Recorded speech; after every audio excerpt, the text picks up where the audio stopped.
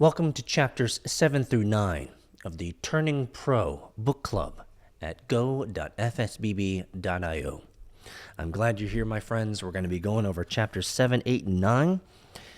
My Shadow Career, 3 Cheers for the Amateur Life, and My Shadow Career, Part 2. Let's jump right in.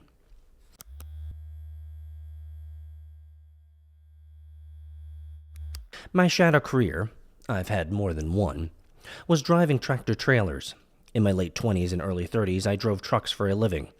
I drove up and down the East Coast, out of Durham, North Carolina, and later cross-countryed, based out of Seaside, California. I was in deadly earnest and committed 100% to making my life as an over-the-road trucker. What I was really doing was running away from writing. Driving trucks for me was a shadow version of writing, because being a truck driver was, in my imagination, powerful and manly, just as I had imagined being a writer would be. It was interesting. It was never boring. It was a career I could take pride in, an occupation that felt right to me. Driving trucks was an honest labor. You worked for $1 and you got paid $1. The men I drove with were salt of the earth, stand-up guys, just as I aspired to be. And it took courage to be a trucker. Rolling over the mountains at night, from western Carolina and Virginia into West Virginia, was serious business.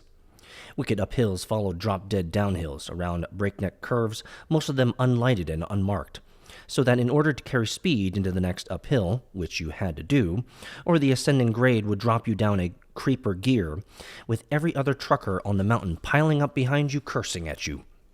You had to keep your right foot nailed to the floor while letting 60,000 pounds of truck and load plunge you downhill as fast as they could go. There was the romance quote of the road. I loved the road because it always took you somewhere. You were never stuck in one place, delivering a load to a factory or a warehouse. I could hang with the locals and shoot the breeze.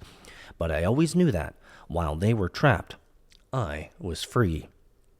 In a few minutes, I'd be clear of town and rolling down the highway. Of course, this was all self-delusion. The road was taking me nowhere.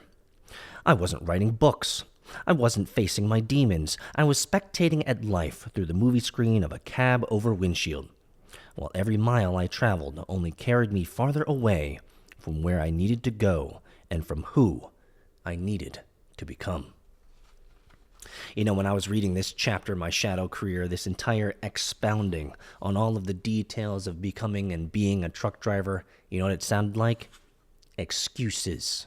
That's what we do. We conjure up these excuses and stories and narratives about, this is my life, this is how much I've invested into it. Listen to how much I know about this career that I actually don't care about, and I cry myself to sleep at night. This is where many people are. You're stuck. It's a good thing you're turning pro. 3 Cheers for the Amateur Life, Chapter 8.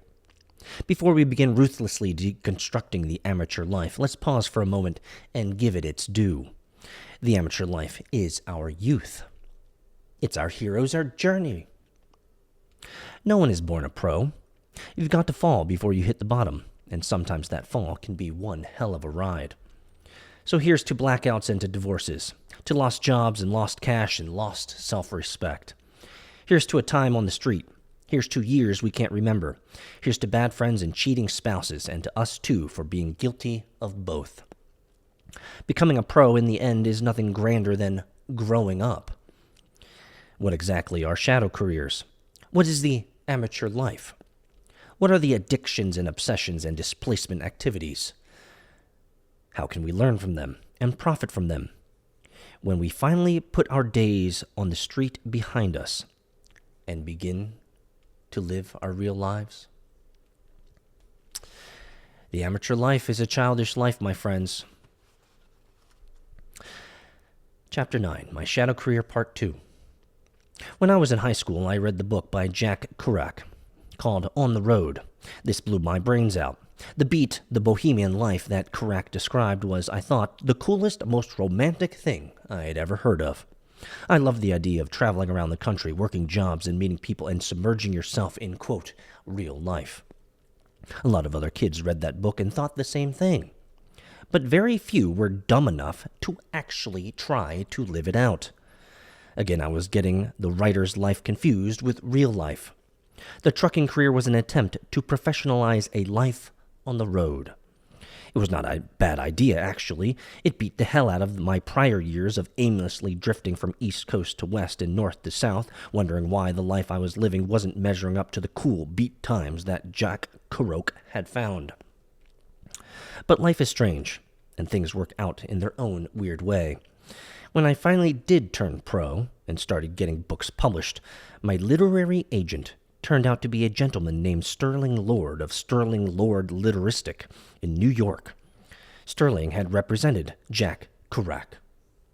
It was Sterling who made the original publishing deal for my book On the Road. You see, your career can certainly reward you, my friends. And frankly, your current career can actually reward you so well that you have no incentive to change. And that, I think, is the thing that many of us get stuck in, is that we have this thing. We have this excuse. It's called a career. We've invested a decade, maybe even 2 decades or more into this thing. And frankly, all intents and purposes, we don't have a whole lot to complain about other than the fact that we have a constant nagging in the back of our head that says, you were built for more. You were built for more. You were built for greater. You should have done that thing. You've wasted too much time. It's been too long. It's time to finally do it. Not all of us have these nagging sensations. Not all of us have these nagging words in the back of our brains. But for the few that are here, I have 4 questions for you. Number 1, what have you run away from before in life? Is it responsibilities? Choices? Decisions? That one lady or man that you should have said yes to? Number 2, what excuses have you said to yourself before as to why you haven't started? Fascinating how we can talk ourselves out of pretty much everything. Number 3, how long will you go before you actually do the things you need to do? Time is ticking, friends. You're not getting any younger. And number 4, your current career can reward you greatly enough to never change. Is this your biggest risk? Let us know in the comments, friends. I look forward to seeing you in the community at go.fsbb.io.